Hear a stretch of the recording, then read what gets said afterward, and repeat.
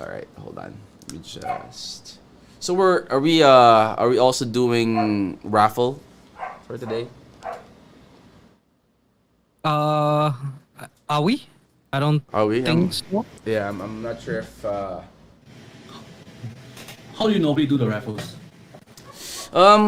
normally you just pitch in you know if NFTs are too much, I mean like GCash, like PayPal, something like that.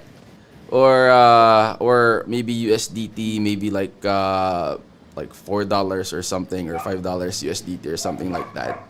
They'd be happy with that already. That's what I normally do when I do live streams. I just just pick three winners maybe or so. Just give them whatever I can. What if you give our NFT11 tokens? Yeah, we could offer your tokens maybe. We could do that. About 11 NFT11 tokens for 3 winners. Sure. Yeah, sure.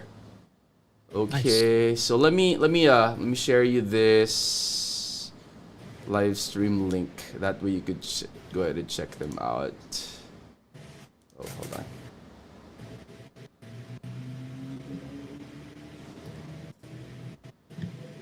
Have you had I mean AMAs before too, or this is the first? No, we had many. You had many. Oh, you're used to this already, man. Yeah, we're kind of used to it. Sweet, perfect. All right, hold on. I'm just getting the link to this one.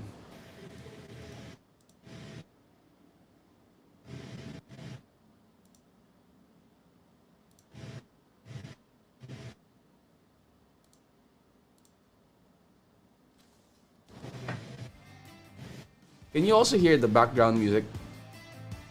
No, No. not hearing it. Yeah.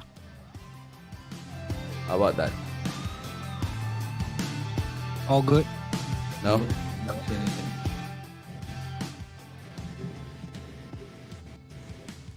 But I think if you view it in YouTube, like the actual video, you should be able to hear it. Hold on.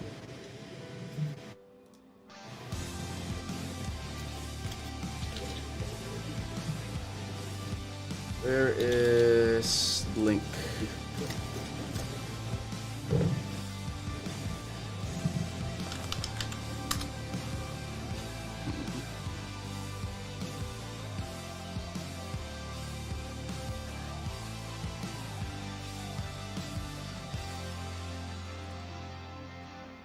Let me send it in Telegram.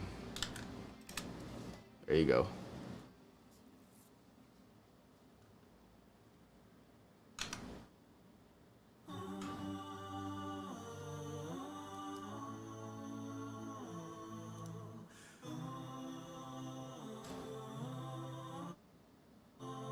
Can you see it?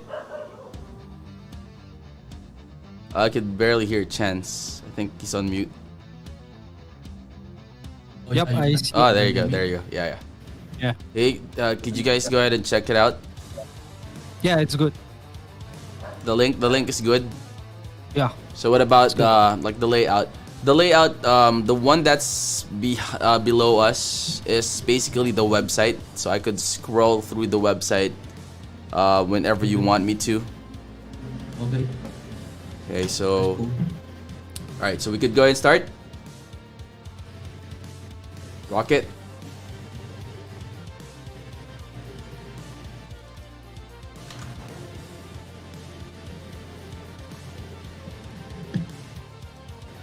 Make it public.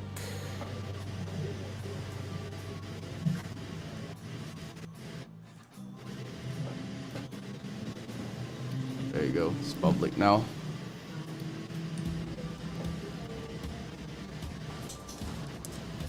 Is this your first project, by the way?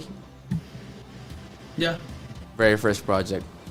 First of many, huh? Because of many. Yep. Yeah, getting a feel of it. Yep. Yeah. That's Learn a right. lot of things along the way. Yeah, definitely. Of the market going up, market going down. Oh yeah. Oh yeah. You know what? How I wish. Do you guys remember when the market was so good last like third quarter or fourth quarter of last year? It was insane. It was nuts. It was really insane. nuts. Super. Peak of the bull market. Oh yeah. Yeah. Super That's bullet. where everybody saw the potential of it, right? Exactly. Like Bitcoin had its all-time high last year, like $60,000. Yeah. Superb. Everybody was like 100k soon, 100k soon. Oh yeah. Oh yeah. I think Where's it the should. 100K now? That's all the bull bros. Yeah. Right now it's Yeah, it's super always bare. like that. The bulls always go silent once the bear market comes. Everyone just Exactly. got their own portfolios to check and their own headaches to deal with. Oh yeah. Oh yeah. Definitely. Like if you could hodl or hold your tokens as much as you can until the market flips and becomes bull, those are the winners. But the ones that invested, that invested the diamond money that they are Extra using, hand. man, they're selling at a loss. Yeah. All right, so we're gaining viewers now. Yep, Nice. Musicland, Nice. Zocas, my game. All right, guys. So yeah. Anyway, this is also going to be recorded, and it's also going to be shown in the channel. You guys will also be sharing this in your community, right? Like the socials Yeah, that for sure. NFT11 will have. So guys, I would like to welcome the people behind the NFT11 project. Please welcome Chance. Hi guys. All right, I'm and Chance. Jeremy. All Hi. right. Hi everyone. So they will be answering questions that are very, very important for you guys, for the community. That way you will be able to know more about the project. And hopefully, once the market starts getting back to its normal trend and, snaps into like the money-making machine that it used to be, you guys will already be, be in NFT11 as well. All right, so let's go ahead and get to know you first, guys. Let's start with Jeremy. Right. Hi everyone. I'm Jeremy. Thanks for having me here. It's great to be here. Really love what I'm doing on the blockchain space. I think I got into crypto in 2016, 2017. Had its ups and downs back then.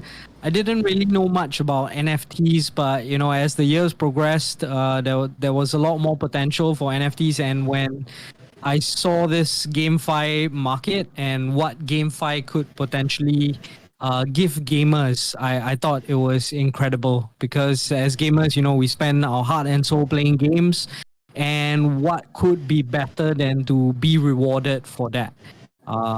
Yeah. So right now I'm focusing a lot more on marketing PR in NFT11.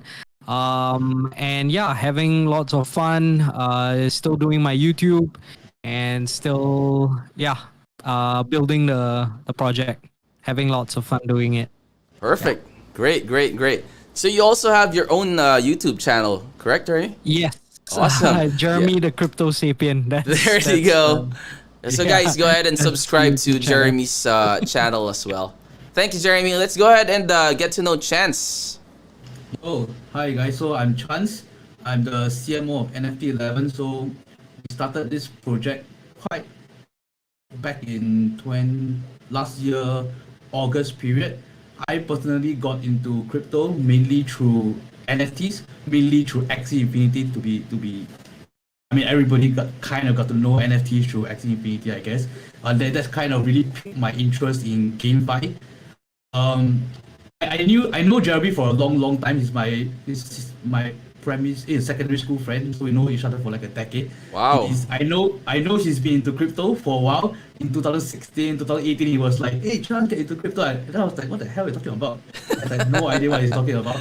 But then last year, as we were talking earlier before we started the stream, we mentioned like last year was you can see the real potential of crypto. Bitcoin was at 68, and then we saw like the rise of GameFi, right? And that Exactly. really piqued my interest. And I saw like I'm a gamer as well. I think we are all gamers here, right? So we spend so much time playing our games, and perfecting our craft, and then we don't really have something to show with. We don't earn something, and then when GameFi happened, and I knew like I had to get into it. I didn't really like to. I saw this opportunity because it's a very new market, so I saw this opportunity as being able to be the creator side instead of the player side, because Right. this was the best time to be the creator, to be the developer, right? So I was toying around with what kind of games that can fit the GameFi market, and then there was two very ambitious guys, my CEO and my CFO. They are really really big football fans, football soccer fans, and then they were also thinking of the same thing. They wanted to create a game on a blockchain, and Right. they needed somebody to conceptualize, to start marketing it. And that's how we came in. I came in, and then we started the whole project up. Yeah, so Right. I'm more into the marketing side and also the development of NFT11, the project itself. Perfect. Perfect. So you guys have known each other for a long time. Yeah, But- almost like 2 decades now. Wow. Yeah. So it's just like you guys are like childhood friends, man. yeah, we Yeah. are. Wow. We Wow. met all the way back when we were 13. Yeah.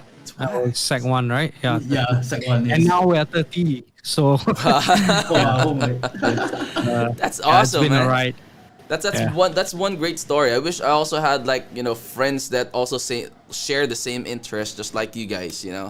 From Right. like the secondary school, like friends that just play like games that you're just paying and playing. You're buying the CDs, you're buying the consoles, you're buying the like PS4, say for example. Going to LAN shops. Right? Yeah. Going to LAN shops, paying per hour to play Counter Exactly. Strike. Like the computer shop. Yeah, you pay per hour, and Yeah. then you buy in-game stuff to make your characters stronger, right? You know what I mean? Like those types Yeah. of games, right? You pay. Yes, your character is stronger, but your money's only going out. You don't get anything in return, right? Yeah. Diablo 3, remember Diablo 3 and the marketplace? Everybody was spending money to buy the inbound OP weapons from the marketplace, and then Yeah, the auction house. I think that was the first time like pay to win became very apparent, and the idea of setting up marketplaces like that. It did start from there. I feel, yeah, because no other game had this external marketplace, or at least no game that I played had this kind of additional marketplace for you to trade on. Yeah. Right. So yeah, I mean, if they like for play to earn, like GameFis and all those stuff, if they are able to like land into a real legitimate game that has like a real roadmap and true to whatever the promises that they are making, they are in for a really great ride. And you guys know for a fact that one of the not just one, but the main thing that like the investors, the players, and all those people that are involved into GameFi or playing GameFi projects, they're all afraid of like rug pull games, right? Because Yeah. we know that's actually one of this is in my honest opinion, this is one thing that I feel is the one that's giving the crypto game market the bad image. Yeah, People it's one are of those spoiled apples that ruin the entire barrel, exactly and yeah, it's a major problem. exactly. So the ones that are suffering are like the good projects, like NFT11, the other games as well. People are already scared, or if they fear that if is this project a real one? Because if I'm going to be investing my money into it, and then after a couple of weeks or a month and a month or so, this project's gonna pull out. I mean, it's gonna be a total loss for them, right? So Yeah, it's definitely. good. But I think yeah. I think it's kind of a necessary evil, you know. I feel like only with this kind of happenings, people will actually be serious about doing their duty and doing their own research, you know. You know, during the time where it was to pick, everybody was like aping, and then, you know, so many scammers and, you know, saw the easy way to get money, you know, and that's why the scam happened and all the rug pull happens. Right. I think it was a necessary evil, you know, for people. It's kind of to teach people to really do your research. I think NFT11, I think we benefited quite a bit on it, and also that's how we also built the project through credibility, through weekly updates, through having live AMA such like that, you know, to kind of really boost the confidence in investors. That's what you mentioned earlier. Exactly, Right. yeah. One of the first things that we wanted to make sure was that our entire team had to be doxed. Like everybody Exactly. needed to know who we were, where Yep. we are, Yes. and yeah, basically, you know, to assure you that we're not gonna we're not gonna rug, we're not gonna run away with Exactly. your money or anything like that. So I think that confidence or building that credibility was extremely important. Right. Yeah. Great. Actually, great words, Jeremy. Those are great words that I believe, you know, people, a lot of people, like a lot of investors, a lot of players, because of all the rug pulls that have been happening. One thing that would help them boost their confidence into investing or starting with another projects to have, you know, like watch AMAs, looking at the actual faces of the people behind the project, and if they're docs, Exactly. that's also one good thing, because you know it also helps building that credibility and confidence into, okay, this is I think and I believe would be one of the legitimate projects, simply because you know they showed their faces, and they had their ask me anything sessions, like AMA sessions. They answered questions that are burning in our minds. So with that being said, you know, I want to, could you guys tell me about the gameplay of NFT11? Like, how is it going to be? What are the things that are going to be unique about the project compared to the other NFT GameFi projects in the past? Chance, you wanna start us off? Yeah, sure. Okay, so in the concept of NFT11, the concept is pretty straightforward, right? I mean, it's a football manager game that is on a blockchain. So I'm pretty sure all of us, most of us, you know, around my age and above, you know, we have played many football manager games. We have at least seen FIFA. You know, we have played this kind of game. So that is the general concept of what NFT11 is. It's a football manager game that is on the blockchain, and the players that you own, they are going to be NFTs. You know, an asset that you own as a football manager when you own a club. You know, all the assets that you own are going to be NFTs themselves. So the concept is very straightforward. You know, once we tell people it's a football manager game on the blockchain, there isn't much that needs to be explained except for the details, because the devils are in the details, right? On top of that, you know, football manager game is really a strategy game. You know, you do some planning before the game, and then you watch the game get simulated after 90 minutes, and then you see the results. What we want to do is also to add in an element of interactivity apart from just the simulation game. So what we want to kind of foster with our player behavior, right, in a sense, is that we want them to be able to choose whether they want to be actively playing the game, or they can just, you know, they put it on the go, and then, you know, they just plan beforehand, go and do their day-to-day activities, and after they check out the results. So we Right. kind of want to Right. give that kind of flexibility to the game, and that's why we wanted to have both the simulation aspect of the football manager, you know, where you do all the planning stuff, and then have a very unique interactivity event that happens. So you imagine while we are watching the game, so one match is 90 minutes, and within that night, okay, one match is 11 minutes in our real time. So within the 11 minutes, there will be some simulation happening, and then there will be events that will be triggered within the game. And then those trigger events, when you are online as a manager, you get to choose actions for your players to do. You want them to play a passing, you want them to do a cross, you want them to do a dribble based on you, because you know your team the best. You go to you train this player, or you go to the market to source for this player. You know who you are building, so you know what kind of strategy to play at certain events, right? So that is what we mean by the interactivity part of the game. So on top of the simulation game, there is the interactivity part where it benefits players to be online. But then there's a level of strategy there. Like it depends on if you are a busy man. Like we all have our daytime work. We don't want to sit down and grind, right? So if we want, then we will have to choose. Which are the important match that we feel like we need to be there to make those important decisions that is critical, and which are the less kind of you can leave it at the end. You can leave it by let the AI decide for you, and you're confident you might win. This is the level of flexibility that we want to build in NFT11.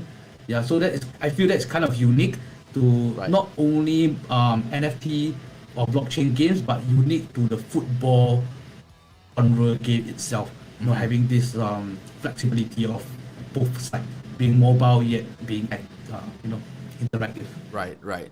Actually, that's a very good explanation. And to add to that, because not a lot of people really likes like long playing games wherein they will be involved like 10-15 minutes of their time each time. Some people also like, just check them out, see what's happening. If they need to press something just to update or something like that, and then they can keep it and go back to their busy schedule. Do you want to add to that, Jeremy, as well?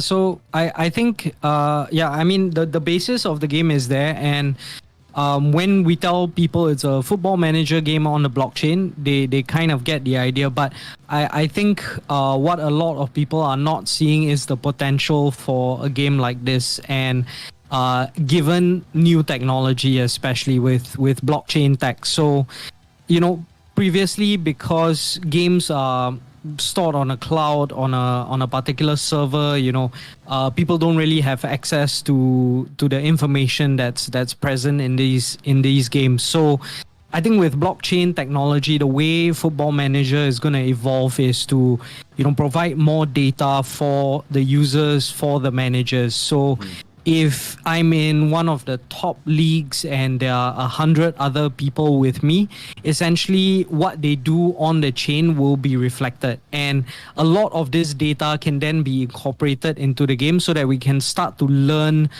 different styles of the players as well. And we actually have an ultimate player signed with us, David James. He's the 2010 England football goalie for the World Cup, right?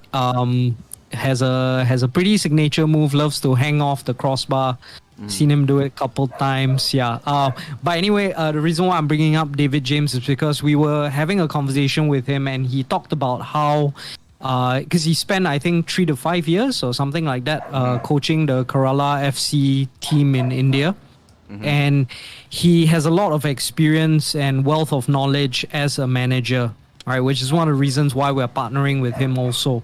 And so we learned that, managers like that, they actually get a format, a list of, different things that the other team is doing, different tactics that they use, even down to how a player chooses to kick the ball when he's coming in from this angle, which leg he's going to use.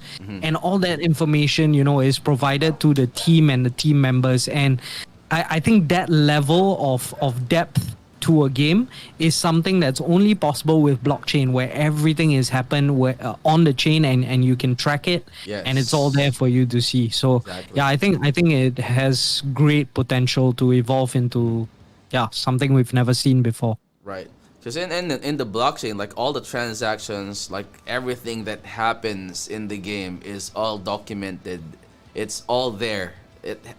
Everything has its footprint, right? Yeah. Basically, exactly. So that's actually a good one. And to the community guys, the ones that are watching, we will also be checking out your questions. So make sure to just write it down there, put it in the chat. Shout out to each and every one of you. It's all good, guys.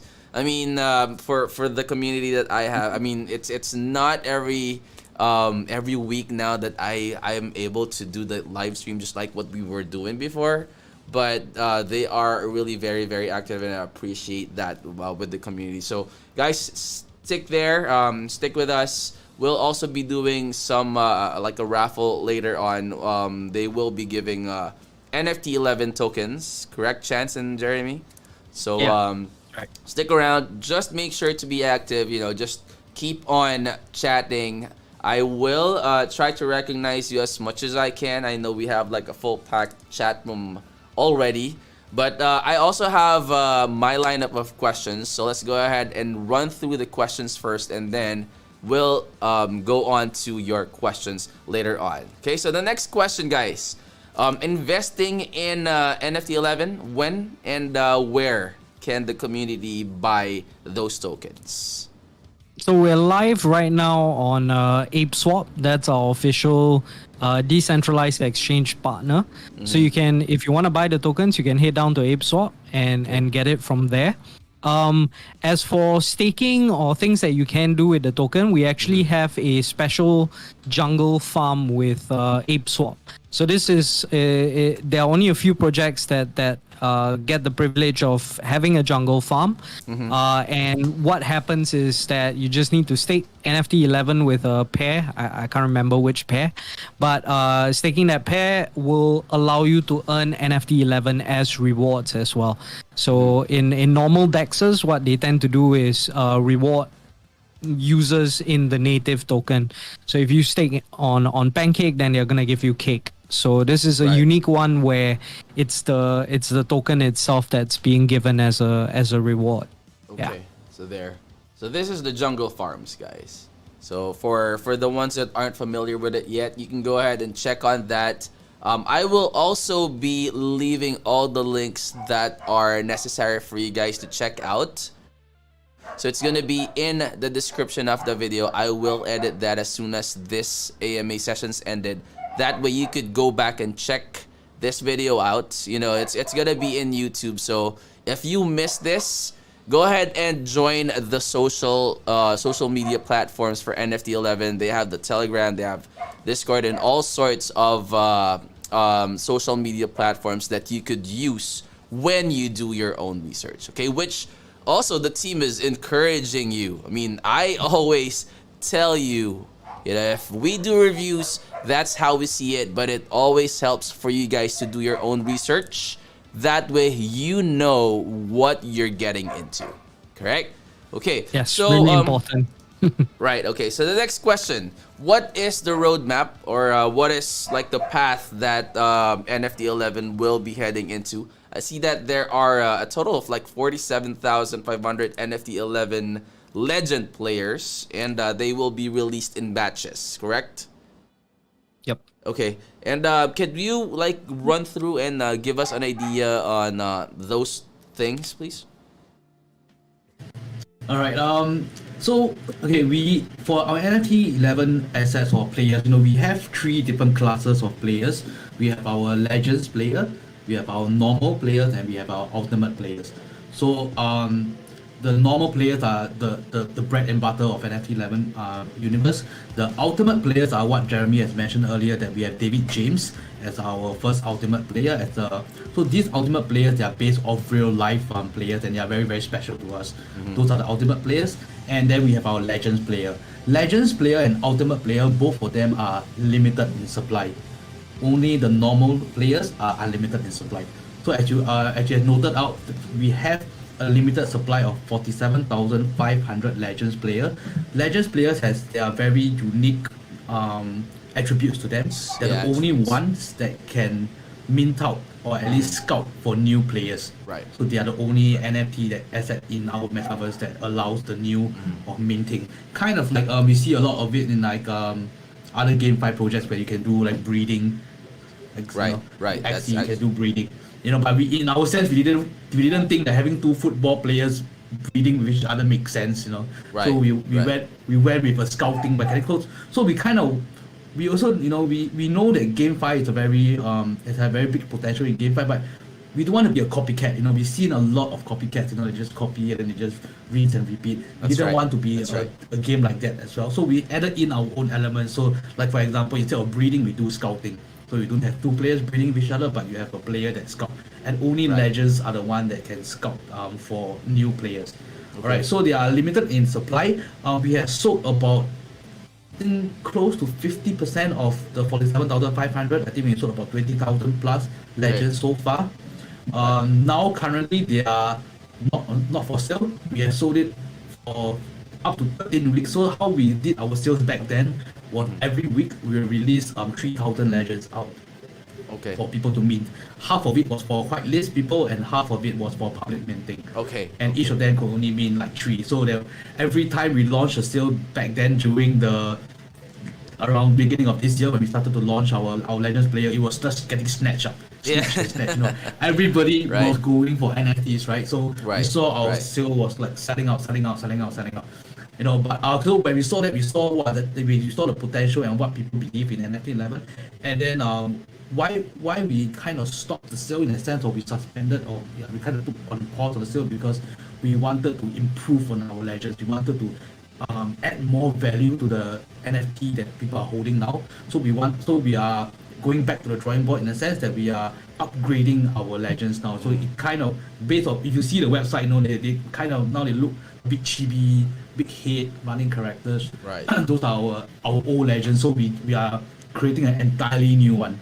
Because we recognize that people value the NFTs not only by the utility but also by how much it looks, how good it looks. Yes. It's like art. That's NFT, true. we see art on as NFTs as well. So that's what we kind of want to marry both things. So we want to provide high quality NFTs not only by its utility but also by how it looks like as well. So that's why our we are not continuing our sales for our legends until we are all ready with the new model of the legends. And on top of that, the model of the legends, I was talking about appearance, the utility side as well. We are adding in more metadata into Exactly, our yes. players. And Yes. it takes time for us to plan out this metadata, especially when it comes to a football universe, where there's traits. We now are adding 5 more stats into our players. Each player now have 10 stats. Apart from these 10 stats, they have personality and traits. There are also many different things that come into play, and that's what makes the game dynamic. So, all these are works right now, and that's the kind of what Legends is about. And our sales for that, I think they are only going to happen, I think Q4, hopefully, or Q3, end of Q3. In this current market, I feel like with all the fear or the fear index being so high, I feel like it's a good time for us to build. Everybody is quiet. Everybody know what is a Exactly. bit careful. That's and right. Developers is so peaceful. It's so okay. Nobody is like rushing for anything. Okay, we just not saying that we're taking our time, but then it's good to have more time. Right, right, So, right. yeah. Yes. So I mean, I believe it's actually good to make it like very limited, like the higher rarity cards or NFTs has to have that certain number minted, because that's the way you can maintain the price, right? It's because it's rare, the price is gonna get higher. Plus, once it gets minted, you already have, like, say, for example, you guys, this is just an example. Like, say, for example, you guys are just going to be launching, like, 50 legendary NFTs. That's it, right? So, in time, will there still be additional mints? Like, is there any plans that you guys will be increasing that just in case, the demand gets higher or something like that? I don't think we have any plans to increase the number of Legends player. We just 47,500. That's it. Right. That's right, it. right. Yeah. But Gotcha. the thing that the interesting ones will be the ultimate players, because there are going to be many players that we will want to onboard into NFT11 metaverse, and those numbers will there's so many players that we can go for.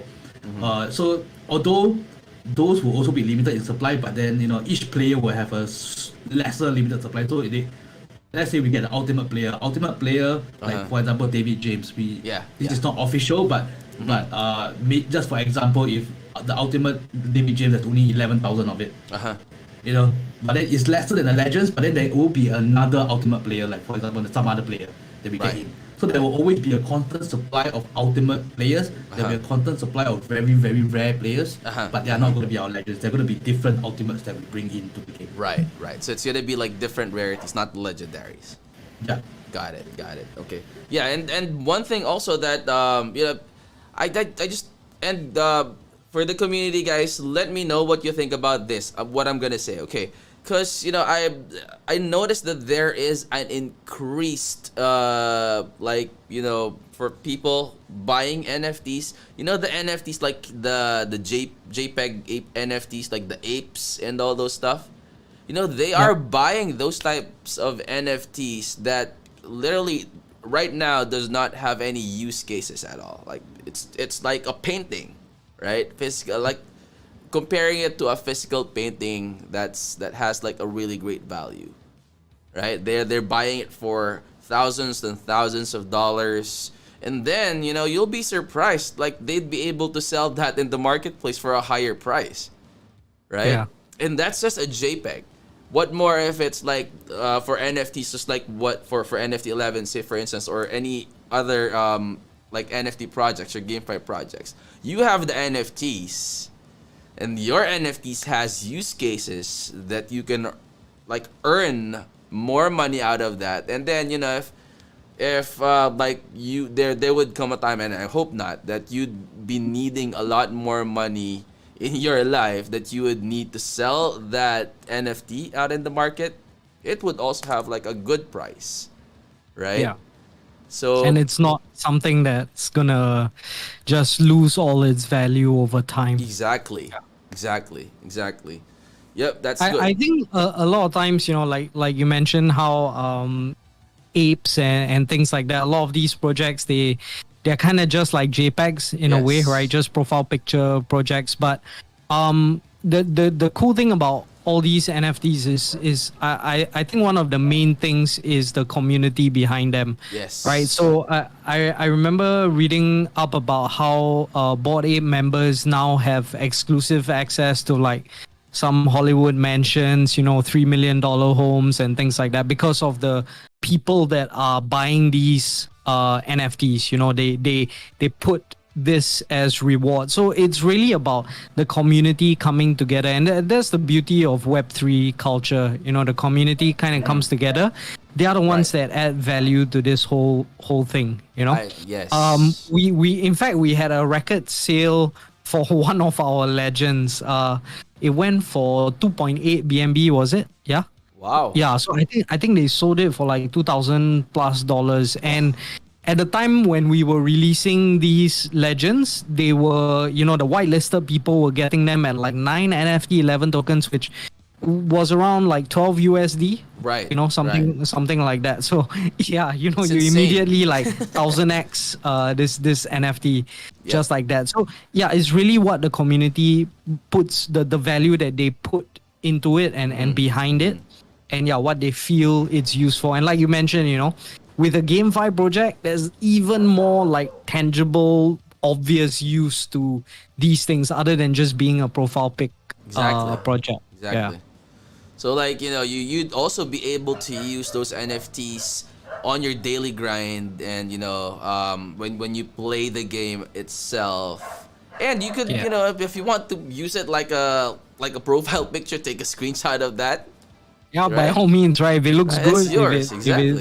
if it's cool, yeah, why not? Exactly. I mean, Which it's is the yours. reason why we're revamping it also, you know, Yeah, to so make it look way more awesome. Exactly. That's one, I think that would be very, very helpful if you would be able to like make the like the higher rarities more awesome looking, you know, because it's like it's a swagger basically. Yeah. Like for like Yeah. say for example, for me, if I'm gonna be buying something and I get like a red legendary or something like that that's sparkling, it's moving and all those type of stuff. Right.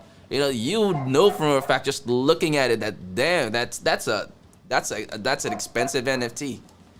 right? Yeah. Instead of just like a flat, common looking, like Right. this is And yet legend. those can still make money though. Yeah, right? When you have like things like CryptoPunks, 8-bit graphics there. Yeah, Right. it's crazy.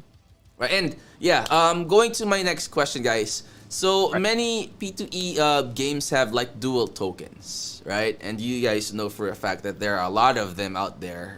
There are even games that has like triple tokens. And notice that for NFT11, it's a single token, which is the NFT11. The token is the. By the way, guys, if you still don't know the token name, it's NFT11. It's the game itself. And with just one token, this is, I'm sure the community would really love to know, like, what would be the burning mechanism for you guys to maintain the ecosystem and avoid inflation. Right. So, like, I think one of the main things as to why dual token systems were so popular, is because it was the only thing around at that time. And one of the, let's call it the father or the grandfather of all of GameFi, Axie Infinity, right? We saw what they were doing with SLP and AXS tokens, and everybody saw this model. Everybody saw it was working. Wow, you could actually get scholars, cash out, every month, SLP prices. But the sustainability of it was questionable. And now we're starting to see that these issues pop up with many of these games, right? It's not really sustainable. Perhaps there's a way to utilize the dual token system. It's possible. But at the same time, we don't want to rush into just launching another token, for the sake of rewarding our players. And then now we've got two tokens to figure out, okay, how am I going to add value to this token? And on top of that, how am I going to add value to this token? That's right. And that's going to be a pain to deal with, So I think what we're doing right now is slow and steady. We are looking at the space and we're learning from this space because this is a new space. All of you here are also new, right? And it's a steep learning curve. It's a learning curve nonetheless, and it takes time to figure these things out. And fortunately for us, we weren't the first few guinea pigs in the market to test out certain systems. And any system that fails, there's a load of information there that you can get from these projects. And so I think looking at it, we want to focus on shifting the philosophy from play to earn more towards a play and earn, right? And the rewards, though rewards are what people come into this space for, no doubt. That's correct. But they cannot be something that's taken for granted. I think the issues with play to earn is the mentality that, if I just come onto this game, just do basic stuff, grind every day for like 10 hours, done. I can sit back, relax, collect my paycheck. That's right. And I don't know, that kind of loses the spirit of gaming. Gamers aren't here to do that. But if you tell me to go play this game for 10 hours and then not give me anything, if the game's good, I'm still going to do it, right? But what's even better is that if me playing this game for 10 hours and then I can earn just a little bit from it, why not? Right? If it rewards me in some way. So we're definitely looking to reward our players with NFT11 tokens at the start, but it has to be at a capped, sustainable manner. That's and correct. in fact, if you check our tokenomics, we have specific segments divided out to cater to this reward system. On top of that, we are also exploring other possible ideas, like in-game currencies. That's going to be a big thing. And possibly how we can integrate an in-game currency with blockchain or take it off blockchain completely, keep it as a separate reward system, whatever works best, whatever's for long-term sustainability, because that is the key to any project in the GameFi space succeeding, long-term sustainability. Yeah, so I think that's where we stand on dual token systems. And as for the NFT11 token right now, the main thing you can do with it is we are actually just about to launch next month. Next month we're about to launch our DAO dashboard, which is our key governance page. Later on, we can share some leaks with you of the pages and stuff. But yeah, those that's the plan for the NFT11 token, and of course, it's the fundamental token for the entire ecosystem. So all assets, all trades, loaning systems, our own marketplaces, all of it's gonna be within that ecosystem, and so the NFT11 token is gonna have all that use there. Right. Yeah. Right. And yeah, that's actually a phenomenal answer to the question, Jeremy. And one thing I think that I could think of another one, because you've mentioned about the Axie Infinity. There's also Right. Pegaxie, right? I mean, Yep. I'm not sure if you are also familiar with Pegaxie. You know how they had like the overwhelming supply of their VIS token, the utility token that they are using, Yeah. which, wow, like after the hype, and that is actually one thing that the community is also worried about, because Right. you know how like for game developers that are developing or starting to launch their game now, one thing that's tough for you guys is that the community, the crypto community, the GameFi community is continuously being educated, and they are learning a lot from their past experiences, like for Axie Infinity, for Pegaxie, and when they are watching like AMA sessions just like what we are having right now, those are the type of things that they would like to hear, just like what you've answered earlier, like you're not really looking for this, but you are looking for like the overall sustainability of the project, which That's is actually the one that the community is looking for. You know, if the project is like it's the tokens are raining, Yeah. sooner or later it's not even gonna last like 6 months, right? Exactly. Right. It's So- just gonna suck people in at the start, but then it's gonna crash in the end. Mm-hmm. So yeah. I just want to say one last thing. It's GameFi, Yeah. gaming, finance, sure, but the game comes first, right? True. Finance, okay, yeah, that's the perk that we attach to it, but game Exactly. first, you know? Exactly, Yeah. exactly. Is it gonna be like a skill-based game? That's one thing that I would like to know. Is it a skill-based game? Is it like a click-to-earn game or? Okay, so like skill based, definitely in terms of strategic planning. But if you're Yes. talking about like moving the No. joysticks, dribbling and stuff Yeah. like that, not Yeah. so much. Yeah. But definitely skill based. Definitely skill based. Chance was talking about move cards early on actually, and yeah, there's that's the reason why we're adding these layers of mechanics to Right. to the game like that. The philosophy or the theory behind the move card system that we implemented is actually from this thing called multi-stage simultaneous game theory. Uh-huh. And it's the simplest way I can put it is like scissors paper stone, right? The game theory there is that both players are dealt with 3 cards, essentially Right. the same thing, right? You're gonna play something, I'm gonna play something. We Uh-huh. both don't know what we're gonna play, but Right. we have some level of psychological wits True. and battles going on. True. And so I think that layer within a football manager game is extremely exciting. That's right. That's right. So yeah, just like what you mentioned earlier, I mean, it's still a skill-based game. I would categorize an NFT11 as a skill-based game because you're gonna be managing and using your strategy in winning, right? Unlike other games that does not really involve any strategy at all. You just have to click. That's it. You get something each time you click it, and that drains the liquidity pool as it's as fast as it can. And Exactly. It does not. I think the reason for click to earn games that came out, right, was I felt like because a lot of people saw the potential in play to earn, right. And then there were a lot of developers that were rushing to come up with a project that Right. people could play and earn at the same Yes. time. And the fastest way to do it is through a click and earn game. And that's why there was a lot of click and earn game coming up. That's correct. Which there was no skill based, and then as you mentioned, click to earn how long can the game last? You get bored Exactly. of it, and then how much liquidity you're gonna possibly give, True. It's just gonna die out sooner or later. That's So right. yeah, That's just right. just wanted to mention that about the click to earn games. So. That's Yeah, correct. and you see a lot of audience members who are like that as well, right? They come in and then they win gameplay, during the How hype long? bull How fast market. ROI? How fast Yeah, how ROI? fast ROI, how fast ROI.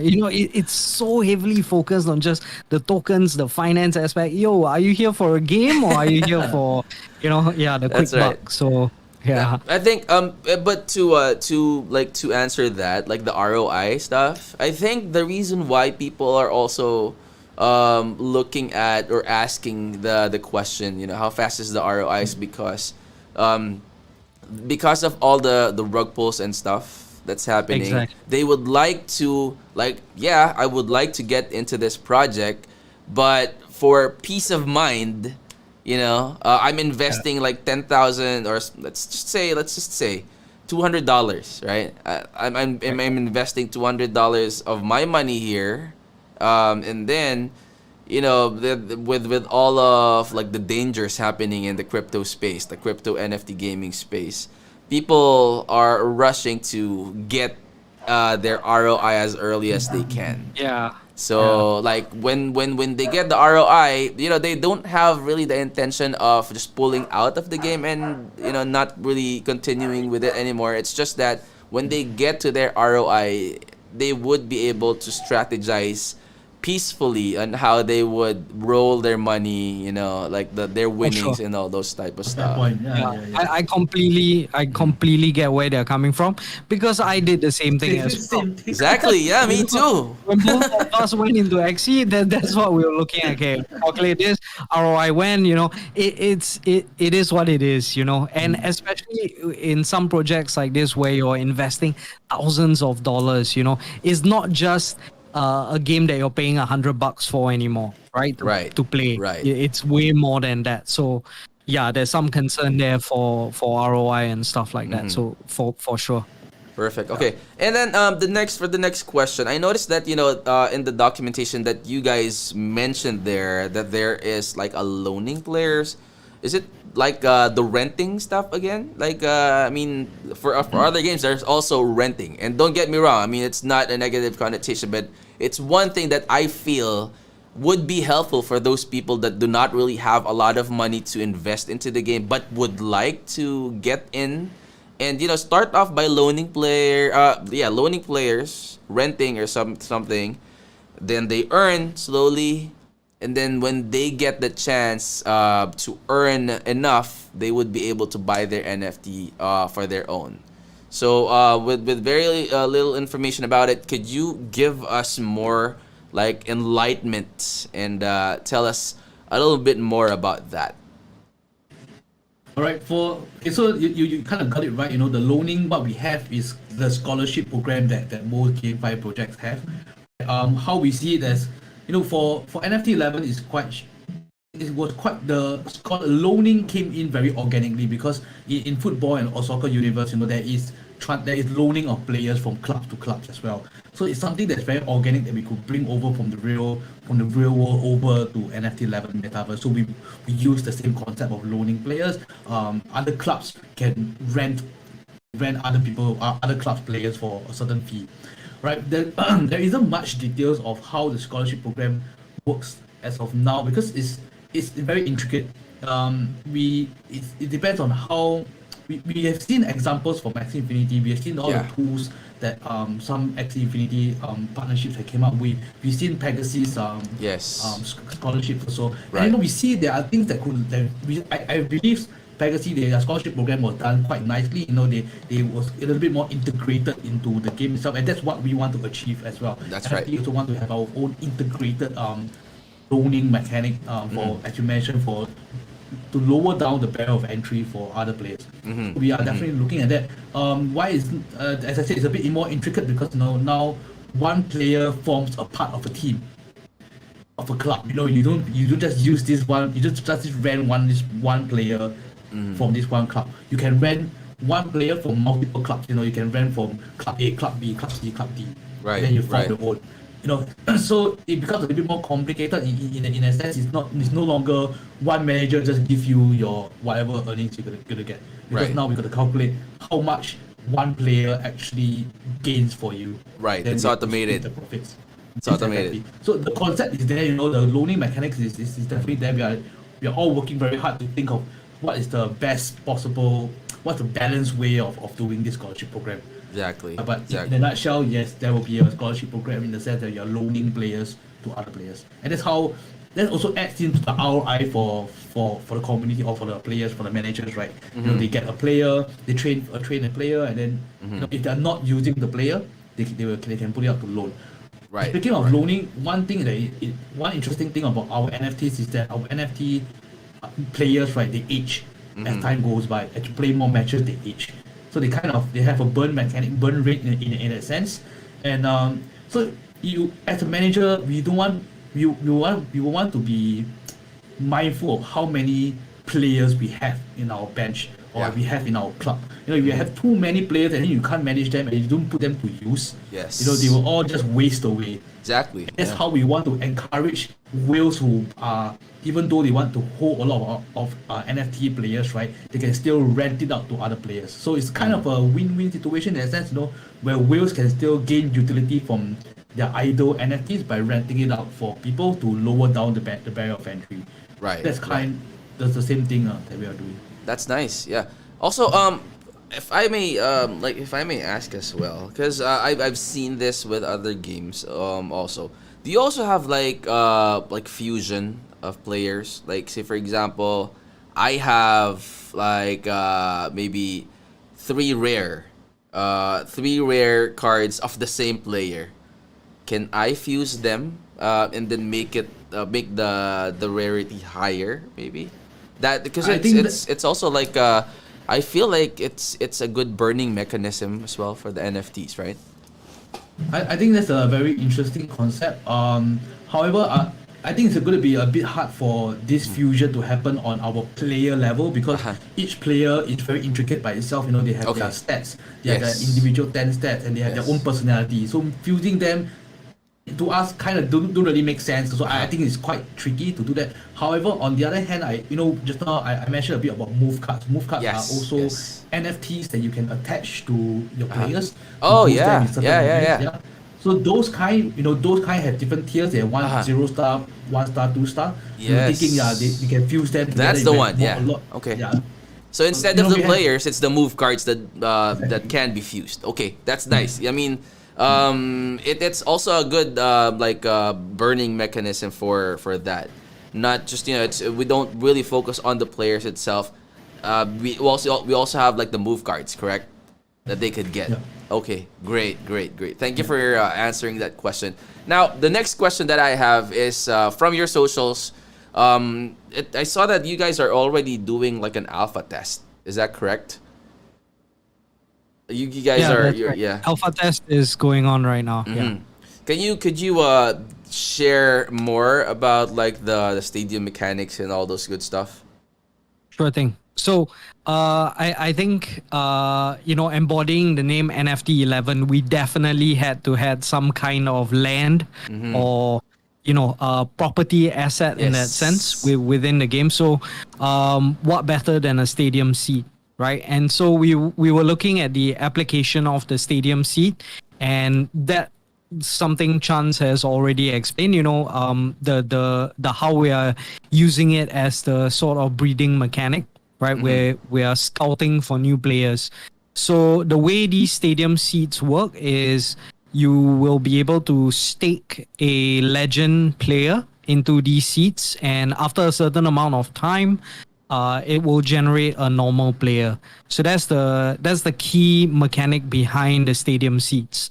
Of course, there's going to be way more application to the seats as well. We in fact got approached by someone fairly big,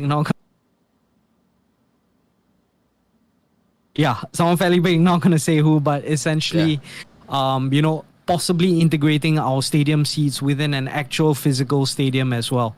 So there'll be some perks to owning that seat, like going there, scanning your QR code, free tickets to certain games and stuff like that. So that's the real world application of the NFTs. But for in-game application, the stadium seats are really there for scouting, for the generation of new normal players. That's the key focus of it. Of course, there's also ways that you can earn or ROI essentially from the stadium, which is to get people to stake legends in the seats, because when they're trying to scout, they have to pay a certain fee, and half of that fee goes over to the stadium seat owner.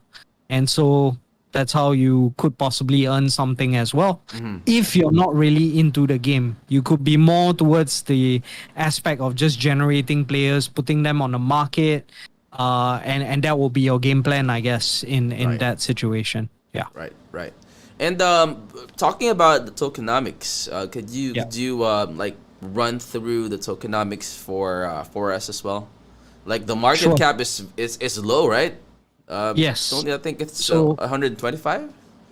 The total supply of our tokens is at 125 million. Right now, it's trading at, I think, 20 cents. Let me just check CMC. Sure. Yeah, go ahead. Yeah, 0.22. Yeah. So market cap right now is, I think it's where it should be, Yes. with a startup project, with Yes. startup projects, because you don't want too high of a market cap, because you're new, first of all, and True. essentially the market cap is a good estimate of the value of the company, or the value that people put the company at. And we are new, we are just starting up this space, we are developing the game, and so right now we are in the building blocks, and I think this is a reflection of that value. And obviously when the game comes out and all of that, that's when people are gonna buy the coins, pump is gonna come and things like that. But yeah, I think it's a good reflection of the value of the company. In terms of tokenomics, the details I can. Okay, I'll go through some. Let me just open up the tokenomics. Sure. Yeah, go ahead. Page here. And for the Yes. people that are watching, guys, again, their website is already up and running. They already have like other social media platforms that you could check. Go ahead and check. I will definitely, guys, watch out for this. I will create a separate content. We'll be doing a content review on NFT11. That way I could do my own like reaction on what stuff I feel you guys would need to know about this project.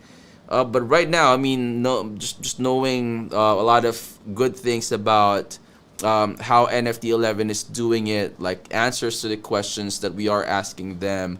I will also be reading through some of the questions that we have from the community.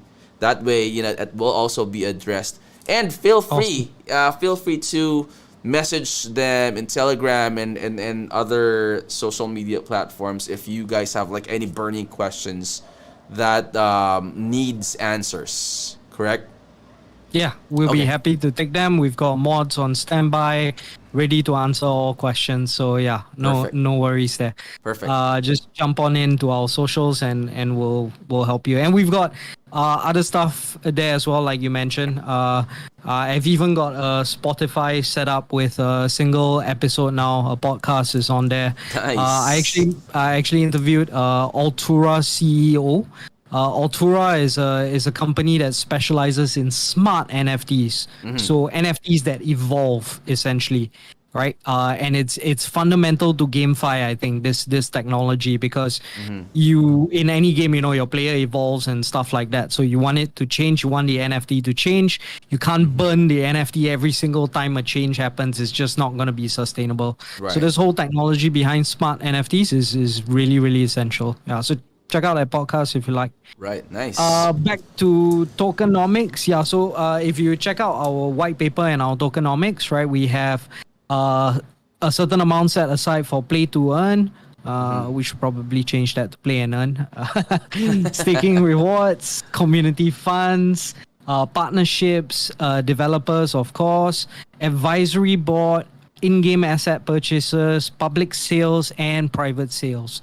So it's all. In fact, we've been told that our tokenomics is quite detailed. Like most tokenomics, they tend to just have 3 or 4 lines.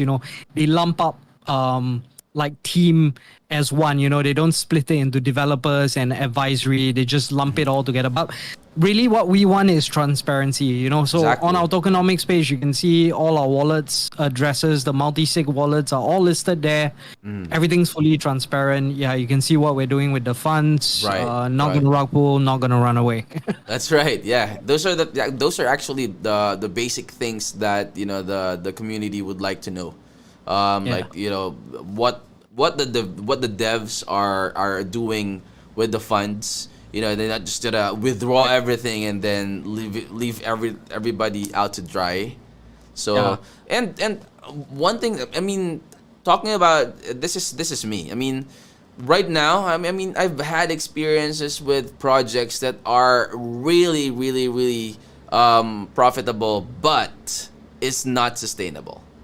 I mean, it's good if you were with them from the very start, right? If you were able to start off with the project like they launched today, you are in today, then you would Yep. gain a lot, right? Before Yep. they even before the liquidity pool runs dry. But like for projects that has like really good sustainability, they're still up to now, still running, still have like a very very good balance between playing and earning. I Yep. think I'm not sure if I had experienced a good game that has that until now. Like it has Right. been running for a good year already with a very very very sustainable pace. That's good. It's something that I am really hoping that a project would come out, and hopefully NFT11 would be the very first that I know is very has a very good gameplay, and then a very good sustainable stable source of income, like passive or active source of income. That would be nice. And That's the game plan. right. So hopefully, because just to be honest with you, and I'm sure the community, everyone in the gaming space also knows this. I mean, play to earn is also one of like it's the go-to, like all of the big game creators. I feel, I mean, and I believe would also be transitioning to the play to earn eventually. Same Right? here. Feel the same way. Like say for example, I mean, Call of Duty. Let's say Call of Duty. Right. It's a very very big and successful game creator. Very good graphics and everything. They have a lot of game modes. They're consistent with all of the things that they are launching. But there are in-game stuff that you could buy. Yeah. But there's not a game mode where you could play and earn, right? Yeah. Like if I am the game creator, like whoa, a lot of people already knows that there's a play to earn stuff, right? Yeah. I mean, they're not gonna be forcing everyone to play to earn, but just put a game mode there that Yeah. I can, I could As place an my option, bet. right? Exactly. Why not? Right? But I think play to earn now has quite bad press among the main gamer community. I think there were some games that tried. Then there was bad press. Everybody, the whole community reacted very adversely. So, oh my god, you're going to NFTs. You're going to scamming or Ponzi Yeah. scheme. I Sell out, think scammer. also I think the general mainstream market now is they're not ready for it, and maybe at least that's what the main big game publishers they are thinking right now. That the mass audiences they are not ready for NFTs as of now, so I think they are waiting for the adoption rate to be a little bit higher first before they risk themselves into a new industry. Right. But eventually, I think in fact I think like in the next 3 years we will definitely see big games coming into NFT space, and more and more people get educated on NFTs as well. And that's also Exactly. kind of what NFT11 kind of stand or want to do. So we want to also reach out to the mainstream audience, and that's why we started off with Football Manager, because football is a sport that is loved worldwide. Yes. No matter what race, no matter what kind of person are you, there are definitely people that will love football. It's an international language almost. So that's how we intend to kind of bring play and earn, or at least this GameFi or this NFT mode to the mainstream audiences is through the love of football.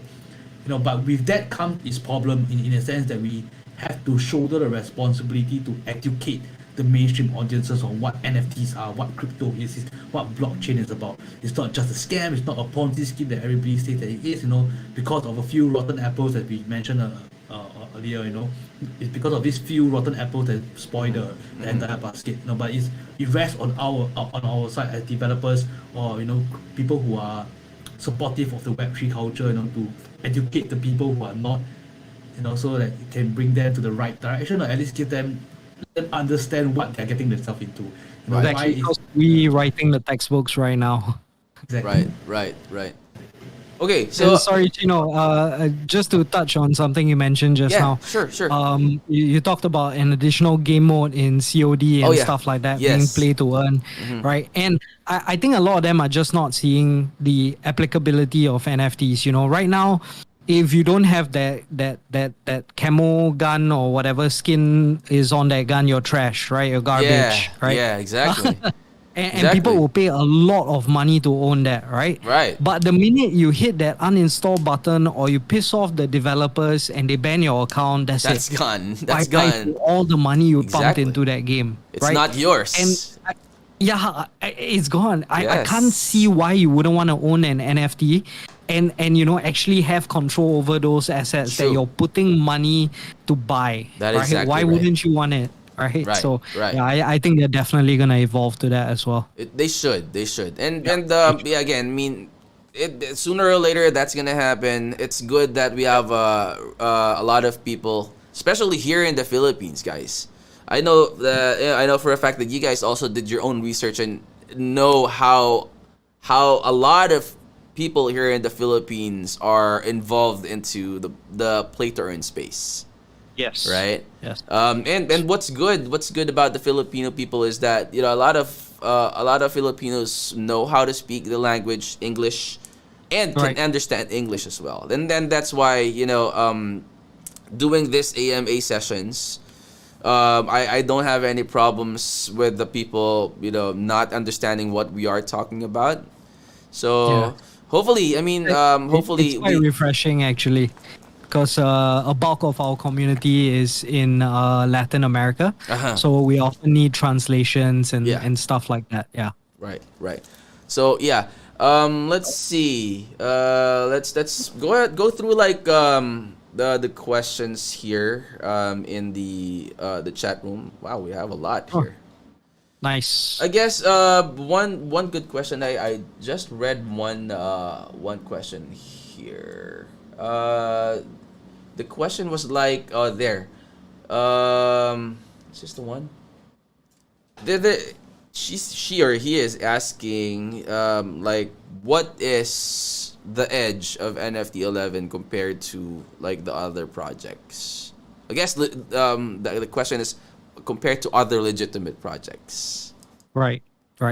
I let me talk about like the really external stuff that doesn't really apply to the game, but it kind of gives us that edge as well. For one, the whole team is based in Singapore, and the awesome thing about that is that Singapore is really a business hub.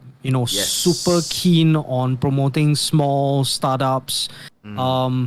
I would say that they're probably the hottest, the hotbed for digital assets outside of North America, right? Singapore's really big on crypto, right? And there are lots of investors in that space. And Singapore definitely wants to get in on it as well, the government and things like that. But they're still treading carefully, as with most countries are, because it is a fairly volatile space.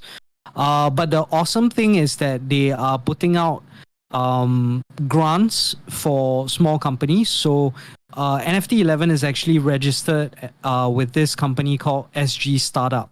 Okay. So SG Startup is a government-based incubator or accelerator. And what they do is they push projects like this and they help them out. So we've been approved for a grant that allows any tech investor that's been approved by the SG regulatory board.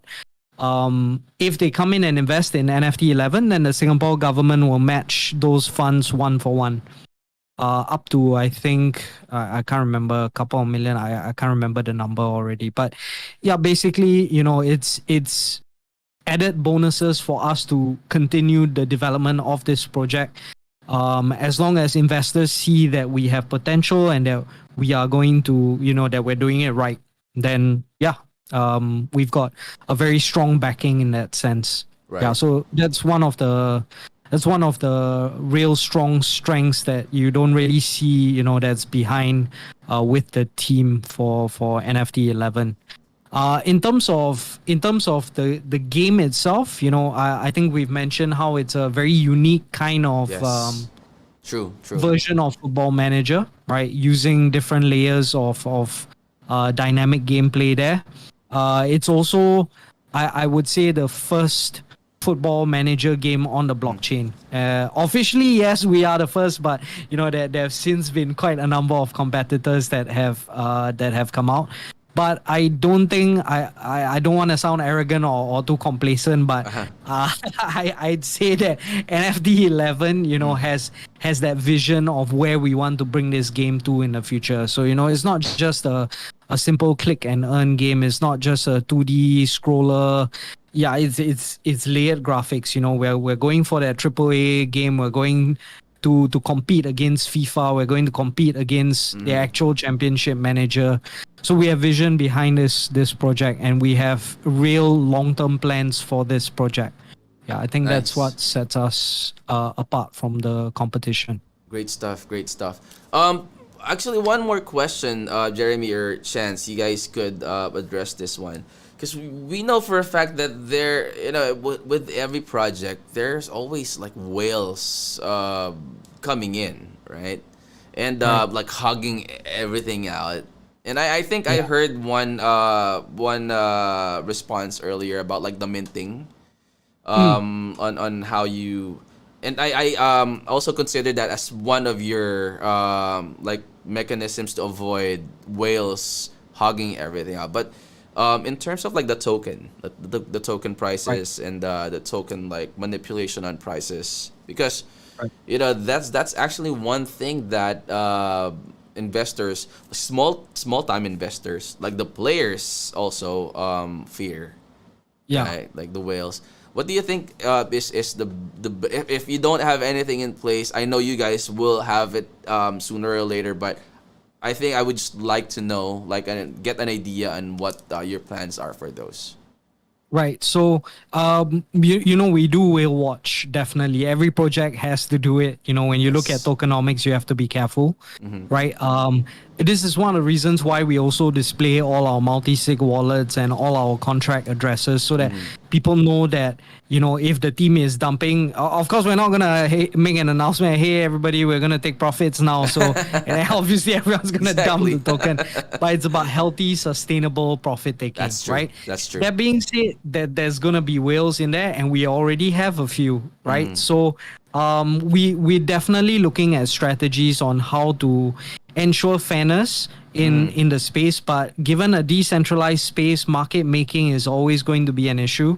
Whales are going to take the opportunity to do stuff like that because they are right, I guess, in a decentralized space. That's right. But one of the things that we did to mitigate that effect was to carefully list our token and provide a liquidity substantial enough not to cause too much of a drastic drop with token price, but at the same time to mitigate whales from dumping that load. Because if we, immediately put $6 million in the liquidity pool, and there's a whale out there with 300K, and he's now at a 2x.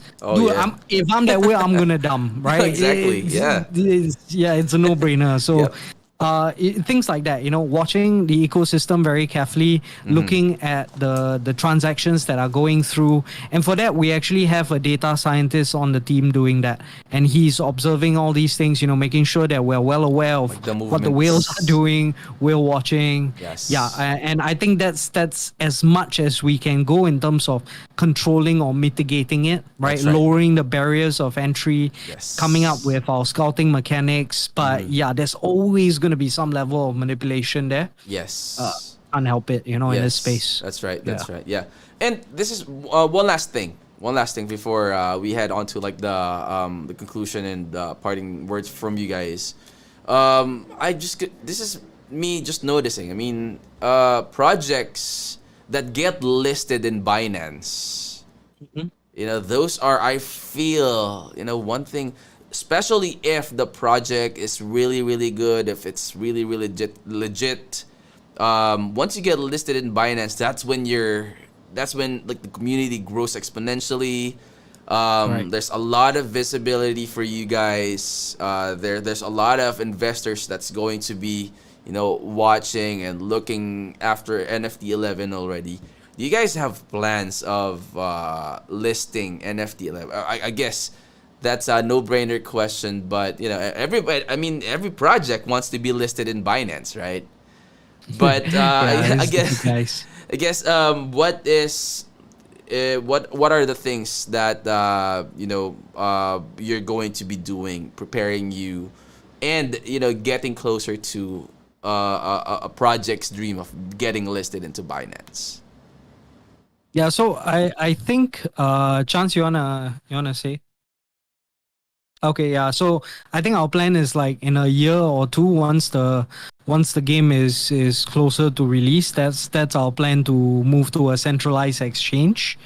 Uh Binance, maybe, we're not sure. Yeah. Of course, but they're the big one, and you get the most marketing Aha. from it.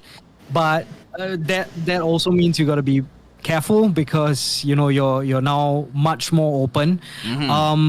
When That's I was right. early in the DeFi space, I think this was in 2019, Uh-huh. right? Pancake Swap, of course, was the big one, but Yes. Ape Swap was up and coming, right? Yeah. So there was actually for a period of time, people started calling it the Ape Swap effect or the Ape effect. I can't remember the term, but in the DeFi space was when projects listed on Ape, they would see this like at least 3 to a 10x, but then they Yes. come crashing down, Crashing. Yeah. right? Yeah, so that's the old effect. Of course, it's not plaguing the space anymore because now there's a lot more people in it, so it's a lot more diluted. But back then, when those pools were small, yeah, you would actually get a lot of this effect. So again, it's about careful Yes. calculations of Plannings. how much liquidity we are going to provide on a place like Binance. Right. What's the deal with Binance? Because that's also going to be a hefty fee that we're going to have to Oh, pay. yeah. I think to get listed. Yeah. Will so it be lots of worth it? factors to consider, but I'd say maybe in a year or two, that's when we're Yes. looking at a centralized exchange. That's Yeah. right. That's nice. That's nice. Those are actually great stuff. I mean, the community, I bet, are happy with all of the things that they knew about the project. And again, guys, you guys need to do your own research. Everything that you knew from Jeremy, from Chance, from me, in this AMA session, those are bonus answered questions from the people behind the NFT11. And you guys can expect, I mean, I'm not gonna stop with this AMA session. I'm gonna be knocking on the NFT11 developers and teams' doorsteps. Hey guys, you gotta give me more information about it. I could create contents that way. You, as as my community, would be informed every time, like an update, an announcement. Is there a gameplay already? Would NFT11 let me also play in the alpha test? So I could, give you guys a leak on, hey guys, this is the actual gameplay of NFT11. It's already started the alpha test. This is what you can expect. It's not just a simple buy the dip, sell, or buy the dip and sell, buy and sell, click to earn. normal stuff that we've had before, and we've heard it from the team that they are really looking into sustainability for the project. It's not just gonna be like, all right, you invest 10,000 or you invest 2,000 US dollars, 3 days, your ROI is back, and then the project's gone in a week or so. It's not gonna be like that. So we were told about their information on like the sustainability, what they're doing, like the token, why they have a single token right now. But you guys have the plan, right? If in any case there is a need for another token, you guys would do anything that's necessary just to keep the project alive. Exactly. And we are more than happy to listen to the community, because there are many experts out there as well, right? Many other sapiens out there exploring the space. And so, yeah, we're always listening to our community. We always appreciate the feedback. Yeah. Weekly communication. Gotcha. Okay, so guys, we're down to the final part of the AMS sessions, and we would like to have the final words from Jeremy and Chen. So Jeremy, we would like to go first. Yep. So I was just saying, we pride ourselves over our open communication. And in fact, today we are going to release our weekly newsletter. So we do a weekly newsletter to keep the community and everybody who's invested in the project up to date about what's going on, what's changing, what's new. And we've got a really big update today. So do check out our Medium. The newsletter will be released in a couple of hours. Right. We normally follow the time for our Brazilian folks because, a large majority of them are from there. Okay. And check out the updates in the newsletter. Go ahead and sign up to our Medium and our socials and check us out. We're happy to have you come on board our community. Please feel free to join our chat groups and ask all the questions you need. Happy to take them. I'll try my best to pop up on the chats, but sometimes really busy and really tired, and so I don't go on the chat as much. But I'm there reading the chat. So we'll try to communicate.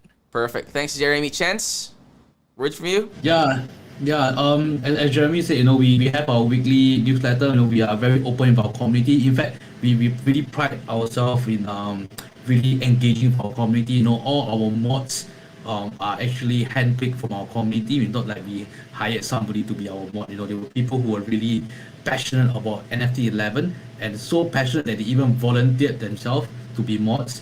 And initially they didn't want any form of pay or payment or anything. They just wanted to help us grow, and that's why we believe in the community as well. Obviously now they have their own rewards for being mods as well. In fact, one of our earliest mods, our first mod in fact, he has been with us with the journey so long that now he is part of the game development team of NFT11. So that's how we really value our community, because we recognize that we are not the experts here. Everybody is an expert in their own rights. We can't claim to be that we know everything. So community to us is also a sort of knowledge that we need to kind of harness in that sense. So follow us on our Medium. Come to our Telegram and have a chat on Telegram. Talk to us about gameplay. We really love to talk about gameplay and stuff. The next 3 months is going to be quite hectic. Next 3 months we are really hoping to be one of the projects that make the most noise in these times of trouble. So we are really working towards that for these 3 months. Stay tuned with us. Stay on our socials and just wait for news, especially news like this week newsletter. It's gonna be a bit of leaks in our today's newsletter. Perfect. And guys, for the community, and I know that Jeremy and Chance knows this. It's also critical to have a very, very active community inside a project, because if we want the project to be successful, the developers are doing their part. The community also has to do their part into sharing. Be active, supporting each and every move that the project is doing. sharing all of the videos related to the project. That way, all of your friends, relatives, or whoever, even if the people that aren't really inclined or knows about crypto, you guys could also tell them more about this and how they can earn. And if it's a legitimate project, you guys, just stay put. We are in for a great ride. We are not in a very good position on like where the crypto space is, because it's a bear market. But for those that are versed, or for those that have experienced this is the best time to look for a legitimate project. The currency, the price of the tokens are not that high. Once you buy from the dip, if it's a legitimate project, when it goes skyrocketing, you guys will enjoy the ride. And what happened from last year, like almost the end, like until November of last year, that was, crypto made a lot of billionaires during those season. But again, we started, like, Bitcoin started very, very low. It's there to stay, and you guys are lucky because that there's this projects, NFT11, the tokens and everything. That something like this is about to launch, or it's already in the market. The token's already there. You just have to help us out. Join their socials, join the Telegram. You guys have Discord as well, right? Discord, their website, and all their socials, guys. Join them and share it. Okay? We have TikTok, Spotify, YouTube. Wow. Yeah. Wow. Many. Yeah. TikTok. Spotify is a surprise for me. Podcast. Yeah, podcast. It's something I love doing. So yeah. Right. The best place to follow all our socials is head down to our link tree. You can find whatever social appeals to you. Go ahead and follow that. Yeah. Right. So again, guys, thank you so much. This is not going to be the last time I will be coordinating with the team. I will be creating a content, and hopefully, again, check them out. It's worth the research. It's worth your time to check this project out. This is not something that you would be fearing that would be gone before you even get your ROI. So look at their faces, and you would know. Okay, I will invest my trust and my money to you guys. I know what you look like. But again, Chance, Jeremy, thank you so much. I know we have extended. Normally, it just like AMA sessions only last for like an hour or so. But Yeah. I enjoyed a lot of time talking to you guys. All of the things Yeah, that we you have shared. fun too, man. It's great to have you. Hopefully, this is not gonna be the last. Definitely not. All right. Yeah. So again, guys. All right.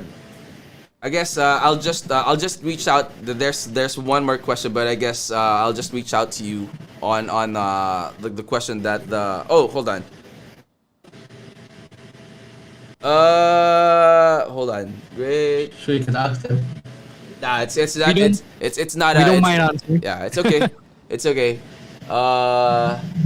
That's fine. It's not related to. I thought it's gonna be a question related to NFT11, but and again. Guys, thank you so much for your time. I appreciate you, and I will talk to you again soon. Awesome. All right.